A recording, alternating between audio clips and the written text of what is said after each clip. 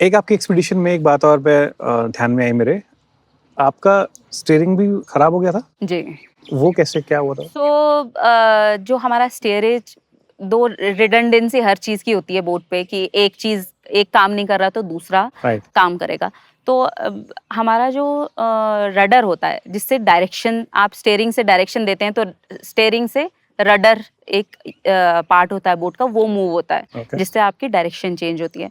तो वो क्योंकि हम इतने वर्स्ट वेदर से गए थे तो वो रडर जो है वो फिक्स किसी बोल्ट या नट से फिक्स नहीं होता है, वो अपनी बॉयंसी से, बेसिकली वो हॉलो होता है तो उसके अपने ही वेट से, बॉयंसी से वो पानी में फ्लोट करता है, बोट में फिक्स्ड होता है उसी से। अच्छा। कई टाइम ऐसा आता है कि आप हवा में हो, दैट पर्टिकुलर पार्ट, तो वो स्लिप होता रहता है। तो लिटिल लिटिल वो मूव होता रहा, तो उससे हमारी जो स्टीयरिंग व्हील के दो आर्म्स होते हैं जो रडर से कनेक्ट होते हैं फॉर डायरेक्शन, उसको मूव करने के लिए, तो वो दोनों ब्रेक हो गई। स्टैंड बाय की भी बिकॉज दोनों? अटैच थी, दोनों ही ब्रेक हो गई। अच्छा। तो ऑल ऑफ अ सडन हमारा रडर जैसे ही स्लिप हुआ, हाँ। बट वो लकीली पूरा स्लिप नहीं हुआ और हमने पकड़ लिया उसको। आज मतलब it is a very fine thing that it would have, मतलब कि हम लूज कर सकते थे हमने रडर को, बट लकीली जैसे ही वो थर्ड की आवाज हुई तो हमने रियलाइज कर लिया कि हमारा रडर स्लिप हुआ है। काफी जोर की आवाज आई बिकॉज आपके दो वेरी स्ट्रॉन्ग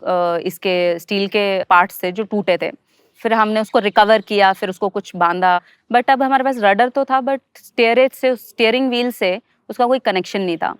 दो जो हमारे अलग अलग आर्म्स थे स्टीयरिंग व्हील के, उनके जो वर्किंग पार्ट थे उनको निकाल के एक आर्म को we could make it working. जुगाड़ किया आपने जुगाड़ बेसिकली। किया बिल्कुल। ओके।